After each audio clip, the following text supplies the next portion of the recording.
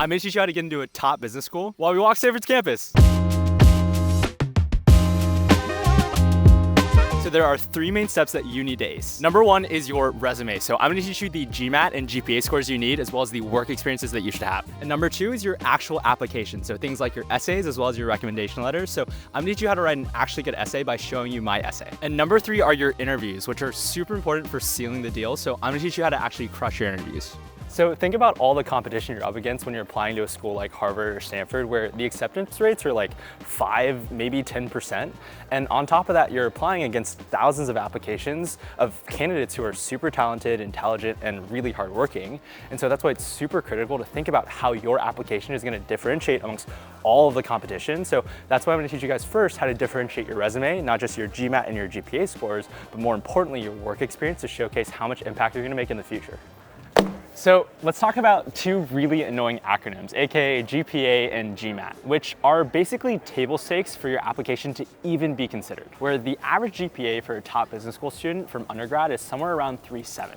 So when you think about how much room you have to run in terms of a lower GPA, you ideally don't want to be below, let's say, like a 3.3, except for the caveat if you were in like a really hard STEM major where the admissions committees are actually okay with you having a lower GPA coming from a really difficult math and sciences background. But if not, and just in general in life, ideally you get the highest GPA possible. Now let's talk about the acronym that I actually can help you with, which is your GMAT. So the GMAT is basically like an adult version of the SAT. And as someone who didn't do that well on the SAT and also isn't that good with standardized tests, I actually started freaking out when I first had to take the GMAT.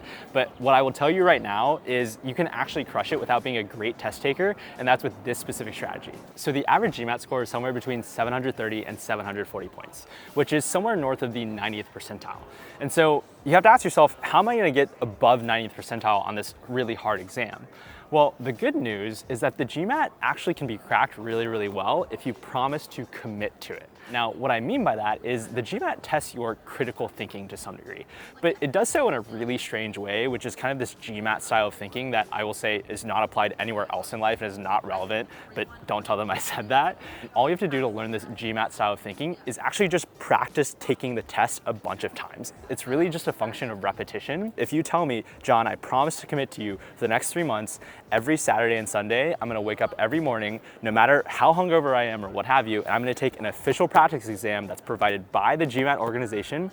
I promise you, if you put in that work, you take as many practice tests as possible, you will come out of that with an above 90th percentile score, where just like me, who I'm not that great of a standardized test taker, I somehow walked out with a 770. Now that we've gotten those 2 acronyms out of the way, let's talk about the real things that will actually differentiate your resume beyond just the table stakes of being a good student. And that is your work experience. So let's talk about the jobs that business school admissions committees generally love seeing on your resume. The 2 top industries that send the most students into a top business school are either management consulting or finance, so something like investment banking or private equity. So you're gonna see a lot of people in your class from some of these top companies here, which are great places to start your career if you wanna start there and hop into business school, and also kind of sell your soul, but are great places to jump off into and actually get into a top business school. But here's the thing, you do not need to start at one of these top companies or go to one of these super top Ivy League honcho schools in order to get into a top business school. All you really need is to have work experience that's super meaningful and has made an impact. Because when you think about these top companies,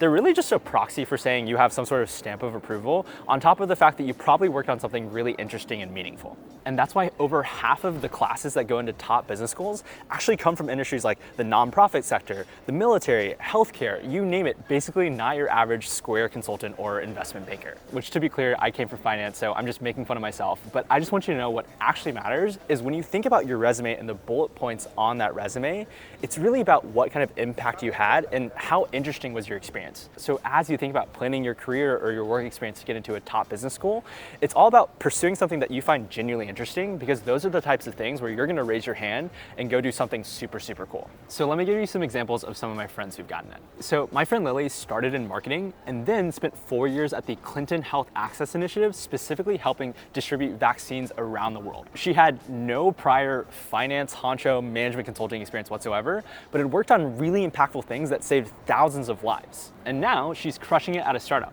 Meanwhile, my buddy Julian started as a soccer player before working as an actuary, and now he's crushing it at a private equity fund. So basically, the point here is that there is a bar.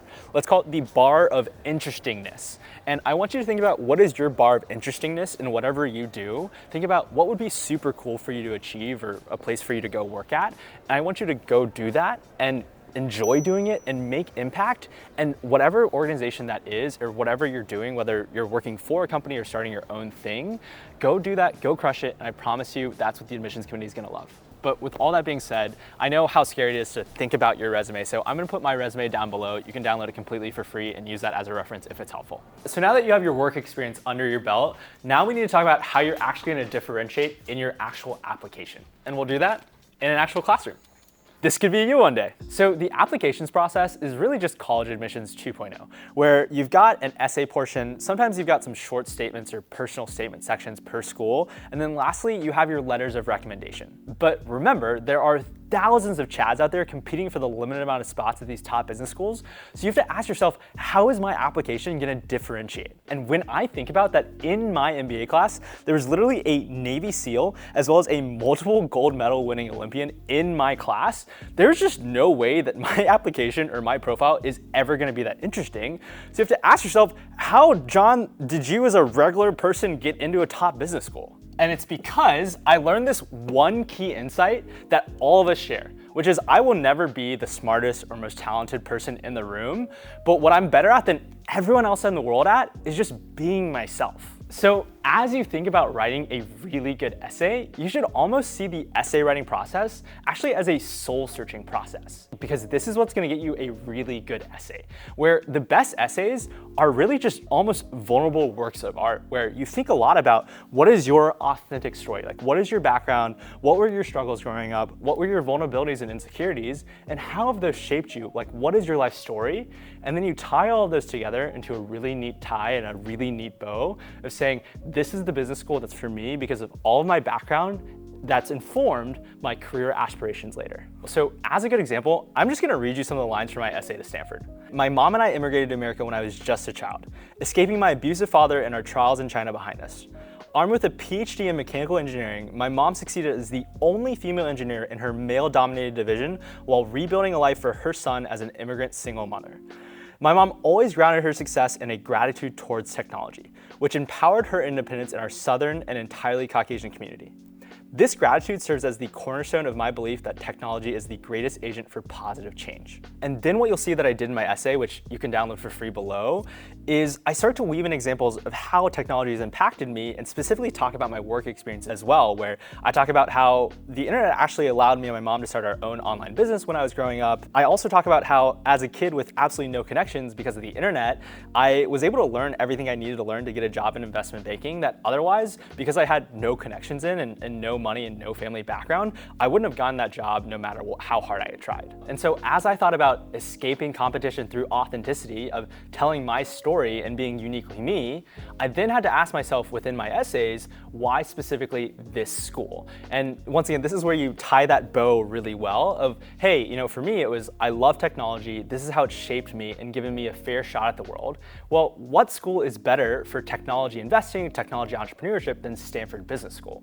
And so as you think about really nailing your application, this is the last critical part that I'm about to teach you guys, which is how do you actually sell yourself to a school and really show them that you've done your research. So the way you sell a school on saying, I really want to come here and you should actually pick me, is by doing your homework. Now, what I mean by that is basically I want you to obsess over every single detail possible you can learn about this school in order to show them that you really put in the work to actually really care about this school and you really want to go there. So what that meant for me was going to a ton of networking and informational events that a lot of these schools actually host in different cities, as well as actually cold messaging and cold emailing a ton of different alums and also current students at Stanford Business School to actually learn more about the school. Because what I did through that process was I learned more about the school's culture and I learned more about how to talk about Stanford specifically. And I'll throw some lines up here from my Why Stanford essay. And from that, it showed the admissions committee that I actually knew what I was talking about. And on top of that, all this hard work that I put into learning about Stanford and why it was a good fit for me was actually super critical for me to crush the very last step of this process, which is the interview. So let's talk about the interview. The interview is the second round of your application process, where the only way you'll get an interview is if you crush your work experiences and your application. But the good news and also the scary news of an interview is that at this point, you basically have a 50-50 shot to get in. And so that's why it's super critical to really crush this interview. And these are the tips that I have for you on how to actually do that. So one day you're gonna be going about your life and you're gonna get an awesome email that says, congratulations, you've been invited to interview. And you're gonna get connected with a specific alum of that school who's gonna interview you. So this is where doing your homework comes back in, where I want you to look up this alum's background on LinkedIn or wherever and learn more about what they do so that you understand them as a human being. And then in actually scheduling your interview and communicating with them, you want to be super responsive, super polite, super professional, all of the regular interview best practices. Now, from here, when you think about the actual interview itself, it's going to be basically entirely behavioral. So what that means is likely you're going to be feeling really tense and nervous for this interview because you're like, oh my God, there's so much pressure. My life is on the line. I want to get into this school. But what I want to tell you here is I just want you to like, and be present and just be your full authentic self, because that's what's gotten you so far to this interview, is showcasing your unique background and telling your unique story. And so as you sit down for this interview, they're gonna ask you all the typical questions like, what's your story? Why do you wanna go to this school? And I just want you to be a genuine human being. And thankfully, you've done all this research on why you wanna go to this specific school. So as you sit down and talk to this alum about their experiences and you're like, oh yeah, I know that class, I'm really excited about that one. Or, oh yeah, I even know someone in your class. Because you've done all that research, you're gonna get along really well and connect with that alum really well and show them that you really, really, really wanna go to this school. And you've also done all of this work telling your story on why this specific school is the gateway to your career dreams. And so this is your homework. Number one, I want you to nail your work experiences. I want you to work super hard to achieve whatever you want to achieve in your career so that you can take that and bring that into your application, where you're going to do the soul searching process of just sharing your unique background, your authentic self and your story, so that you can land that interview where you're going to be, once again, your full, authentic, genuine self, and then end up with an offer to join a top business school so that one day all of this student debt can be yours. All right, see you guys.